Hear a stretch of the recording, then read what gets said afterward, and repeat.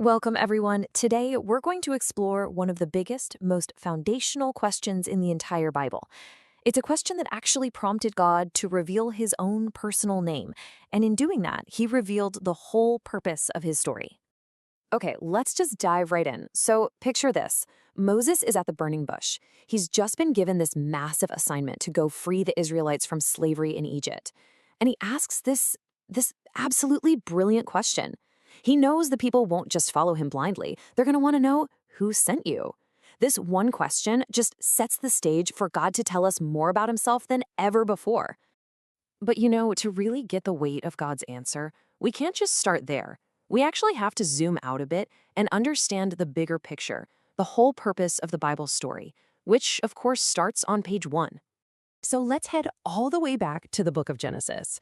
The Bible doesn't kick off with a bunch of rules or laws. Nope. It starts by revealing God as this magnificent creator, this incredible artist putting his wisdom and his knowledge on full display for everyone to see. I mean, just think about it for a second. His creation is an absolute masterpiece. You've got the sun, the moon, the earth, everything just bursting with color and beauty. But you know what the crown jewel of it all was? Humanity. And why? Well, because only humans were created in the very image of God, designed for this direct, personal relationship with their creator. But as we all know, that perfect connection, well, it didn't last. The story takes a really tragic turn with what we can call the Great Disconnect. In this huge act of rebellion, the first humans decided they wanted to be their own gods. They chose to unplug themselves from the very source of their existence, completely ignoring the fact that everything in creation is totally dependent on the creator for life itself. And this light bulb analogy, it just perfectly sums up the problem, right? A light bulb can call itself a light bulb all day long, but if it's not plugged into a power source, it's just a dead, useless piece of glass. It can't do what it was made to do. In the same way, by disconnecting from the source of life, humanity experienced spiritual death, and life just became meaningless. Now, think about it. God could have just left humanity in that darkness. He would have been totally justified. But he didn't. Instead, he immediately put a grand rescue plan into motion. And in doing so, he started to reveal all these new things about his character. So first things first, by judging that disconnection, that sin, God showed us that he is holy. Now, holiness isn't just about being morally perfect. It means he is utterly unique, totally one of a kind. He's the only source of life in the entire universe. And because he is life, he can't tolerate sin, which is the very act of disconnecting from life. Next up, God reveals his grace. And I love how simple the definition is here. Grace is God giving us what we do not deserve. It's a gift, a completely unearned gift.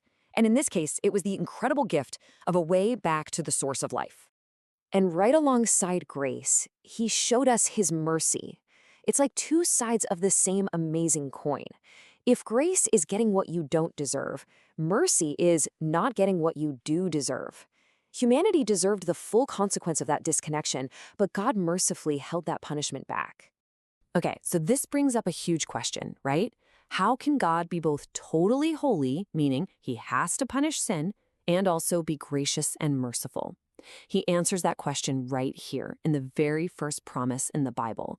He promised that a future offspring, a seed of the woman, would one day come and take the punishment for sin on himself, crushing evil and making a way for us to get back to God.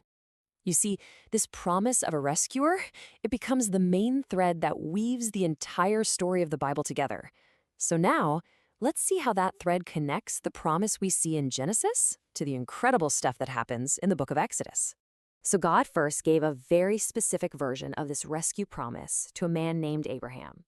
And then 430 years went by. I mean, think about that. That's a long time. Generations came and went, but God hadn't forgotten, not for a second. The book of Exodus shows God's promise still just as fresh as the day he made it, finally being set into motion. There's this really beautiful symmetry here. You can think of it like this. Genesis is the book of the promise, where God lays out what he's going to do. Exodus is the book of fulfillment, where God starts to deliver on that promise, beginning with creating the great nation he promised to Abraham all those years ago. And as the story moves forward, God reveals more and more of who he is. To Abraham, the guy who needed a miracle just to have a son, God revealed himself as the Almighty. Makes sense, right? But now, to Moses and an entire nation stuck in slavery, he's about to reveal a different, even deeper side of his nature. And here it is, the moment we've been building up to, the answer to Moses' question. God doesn't just give him a title or a label. He reveals his very essence. I am who I am. In Hebrew, this phrase is where we get the personal name of God, Yahweh. It reveals him as the self-existent, eternal one. He isn't bound by time. He has always been, and he will always be. He is the great I am, and that name is a solid gold guarantee that he is the ultimate promise keeper. So, what's the big takeaway from all this? This whole unfolding story, from the Garden of Eden to a burning bush in the desert, it all points to one single unifying purpose for why we even exist. If you've ever wondered what the Bible is all about, this is such a great way to think about it. It's God's ID book, it's his written self-revelation, it's the one and only book in all of human history where the creator of the universe tells us directly who he is and what he's like. And that ID book, it answers the biggest question we all have. What is life for? And the answer isn't about how much money we have or our possessions or our success. The Bible tells us that the ultimate purpose of life, the one thing that can take away that feeling of meaninglessness and fill that emptiness, is simply knowing our Creator. And that leaves us with one last really crucial question to think about. I think most of us, on some level, would probably agree that a Creator exists. But the story of the Bible, from Genesis all the way to Exodus and beyond, it pushes us a little further. It asks us not just if we know about God, but whether we actually know him personally.